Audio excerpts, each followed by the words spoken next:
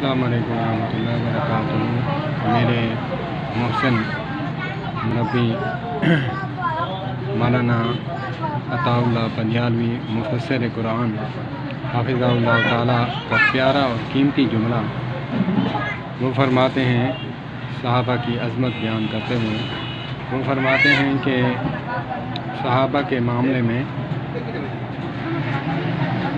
شہد کی مکھی بن کر سوچیں اور دیکھیں، اور گندی مکھی بن کر نہ سوچیں۔ اسی طرح قرآن پاک میں شہد کی مکھی کا ذکر ہے، اور صحابہ کرام کی عظمت کو قرآن کے اوراق میں دیکھیں، نہ کہ تاریخ کے آئینے میں۔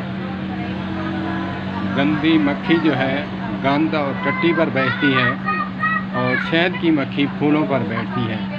اللہ پاک ہمیں شہد کی مکھی کی طرح پھولوں پر بیٹھنے کی توفیق عطا فرمائے۔ صحابہ کرام زندہ باد۔ السلام علیکم۔